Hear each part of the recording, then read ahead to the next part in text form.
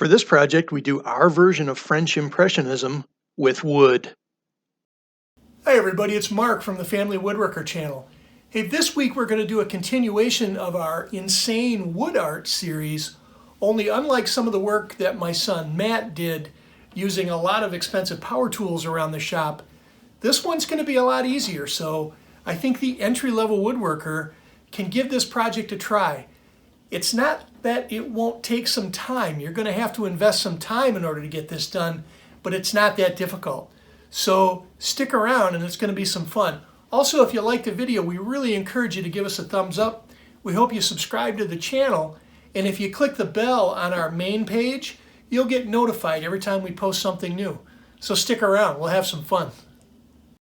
So we wanted to feature something that paid homage to Dash, our shop dog, the most energetic and furry member of our family.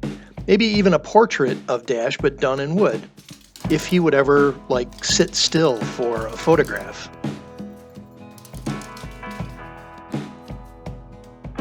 So Impressionism is a style of painting by using very small brush strokes or dots of paint. Up close it doesn't look like anything, but as you back away you get the impression of a landscape in this particular case. Now, I can't paint or draw to save my life, but that's okay. If I can get a picture or a photograph and I can print it, I can draw grid lines, and that'll actually help me determine how to separate my colors, which is perfect for this project as we cut up some wooden dowels. So we never got a great picture of Dash, but I found this photo on the internet that looked very close to his facial structure. And if I carve this up into 1/4-inch squares for 1/4-inch wooden dowels, it's going to take about 1,600 pieces to get this done. So I wound up making a jig, and I put a space in here for about 1/2 inch, and I've got a bridge across the top so it holds the dowels in place. And I started by using a fine-tooth saw to just cut these dowels. I needed them all to be relatively the same size, but man, this was a ton of work. Now I'm using walnut and oak and cherry and birch here to spread my colors, but you're not limited to that. So if you wanted to do a colorful landscape, you could take these same dowels and just color them with markers and then create your own scene. Now, I actually tried to set up another jig and cut these on my bandsaw, but the pieces are so small that they tended to fly all around the shop. And it wasn't really safe because the pieces are small, you're working close to the blade. I just decided to cut them all by hand, which was a pain.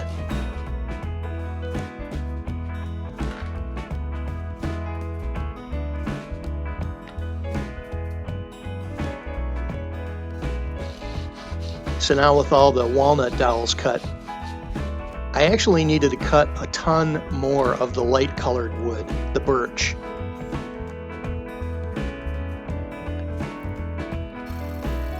Because not only did I need sort of the white tones for his muzzle and the chest plate, but I also needed to create a lot of very dark or black background pieces. And of course, you can't really afford ebony for the black wood, so if you just use some true black stain, and all I really needed to do was color the tips of these dowels, and that'll give me the dark color for most of the border and background. But I needed more than 400 of those.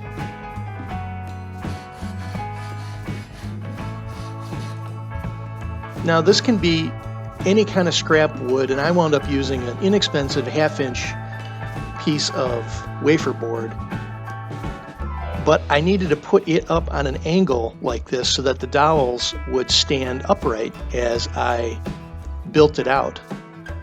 And so just kind of screwing it down to another piece of scrap wood on an incline lets you put some glue in there, the dowels don't fall over, and then you can build it out a row at a time.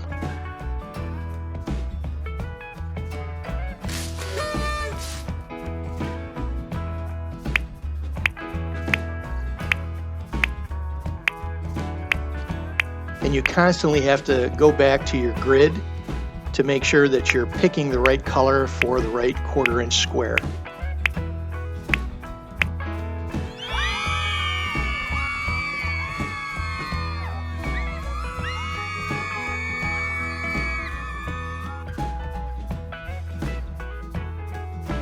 I'll also tell you that as I started to work up, the dowels were never exactly the same diameter, and it was not going to look like a pure square grid when I was done.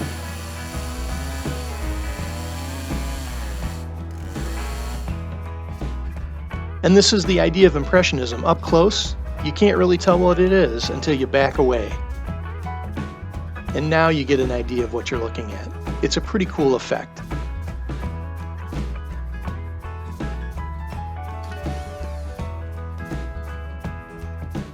It's now just pulling apart my little temporary supports. I've got to do some trimming here. So I've got 2 good sides, this side and this side, that are flush, and I'm going to have to get close and take a cut here without damaging any of the pegs or any of the dowels. And then I think I'm going to have to maybe slice a couple of pieces to get them to fill in these little nooks and crannies. So I did wind up losing a couple of dowels here on the edge as I cut this off. But I expected to have to cut a couple of the dowels in half, try to get them into half moon shapes, and then fill in the gaps.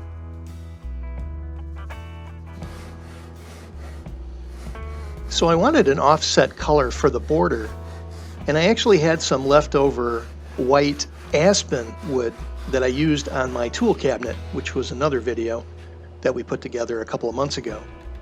And the aspen is nice and light, and again, you can use hand tools here if you mark it with a square and you're careful when you cut. And that's what I did to put these pieces together. So again, if you have power tools, use them.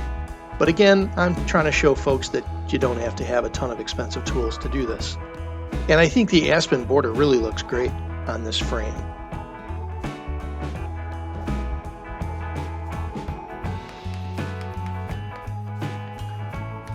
And now I tried to cut some pieces down the length to give me some half moon shapes, and I just glued those and tapped them in to fill in the gaps.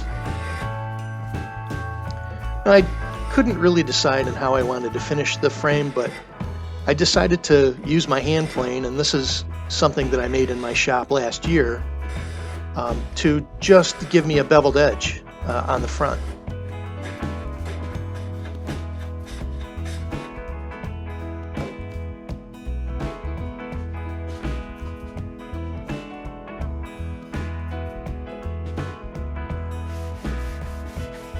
And now the favorite part of the project.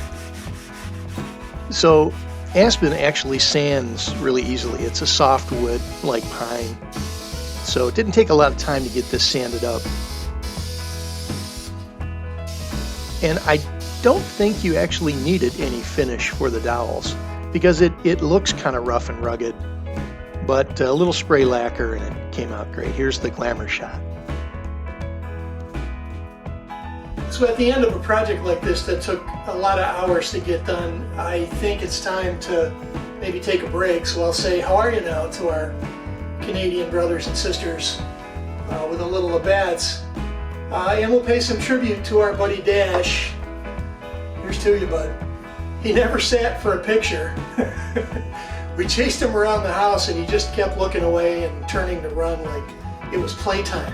But anyway, we had a good time putting this project together. A lot of hours, but very simple. So I gotta encourage the entry-level woodworker to give something like this a try. About half our projects are gonna be complex on the channel, but I really hope to put some easy stuff out there using basic tools and encourage people to give this a try. So, cheers.